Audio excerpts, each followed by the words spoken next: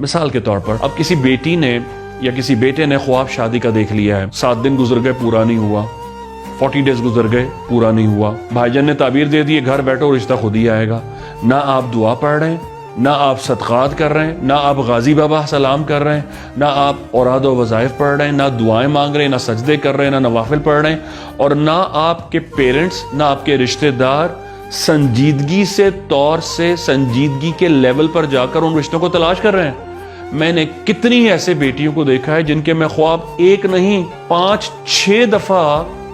اسی طرح سے انٹرپریٹ کر چکا ہوں کہ اس میں آتا ہے کہ تمہارا بہت نصیب والا رشتہ ہے، آج سال بھر ہونے کو آ گیا ہے، ان کی شادی نہیں ہوئی ہے۔ وجہ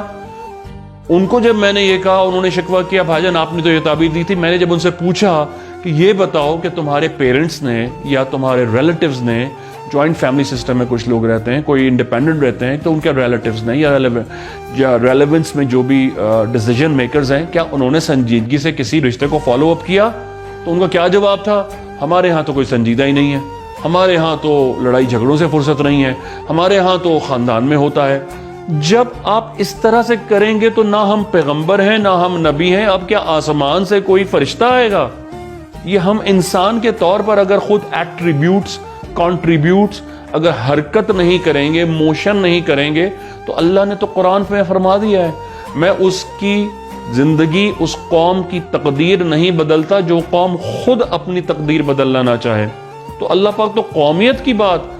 بحیثیت عوام الناس کے اتنا بڑا پرنسپل فرما رہے، تو آپ انڈیویجول انفرادی حیثیت سے کیوں نہیں غور کرتے کہ آپ کو اس کے حساب سے موو کرنا ہوگا؟ اب جب آپ کو یہ مثال سمجھ میں آ گئی تو اب آپ باقی چیزوں کو بھی سمجھ لیں گے۔ سمندر دیکھا ہے، خوشی بھی ہے، ٹریولنگ بھی ہے، آپ کا مائگریٹ کرنا بھی ہے، آپ کو تعلیم کا حصول بھی ہے، اور آپ کو ایک عظیم الشان ایسی نعمت ملنے کی نوید ہے کہ جو آپ کی زندگی بدل دے۔ خواب تو آ گیا، 7 دن گزر گئے، 40 ڈیز، نہ آپ تعلیم حاصل کر رہے ہیں، نہ آپ امیگریشن کے لیے اپلائی کر رہے ہیں، نہ آپ رشتوں کے لیے کر رہے ہیں، نہ آپ گریڈز حاصل کرنے کے لیے محنت کر رہے ہیں، نہ آپ ایک اچھی تعلیم کے لیے حصول کر رہے ہیں، ہاتھ پہ ہاتھ رکھ کے بیٹھے ہوئے۔ ایسے کیا ہوگا؟ خواب تو چاہ رہا ہے کہ اللہ کے حکم سے آپ کو یہ ملے وہ ملے، یہ اللہ کی چاہت ہے جو خواب کے ذریعے بشارت کے طور پر آپ کو نظر آ رہی ہے، لیکن آپ کی ریالٹی میں اگر عمل نہیں ہے تو وہ خواب ختم ہو جائے گا، وہ روشن نہیں ہوگا۔ آپ کے لیے سرکار کی حدیث ہے، خواب اڑتے پرندے کی مانند ہے، جب ایک بے وقوف تعبیر دے تو وہ منہ کے بل گر جاتا ہے۔ تو اگر آپ کے حق میں تو اللہ نے اچھا کیا، لیکن آپ نے اپنی بے وقوفی سے اس کی تعبیر ہی موڑ توڑ دی اور اس کے حساب سے آپ نے اگر عمل نہیں کیا تو آپ نے اتنی بڑی نعمت کو ضائع کر دیا، ڈیفیوز کر دیا۔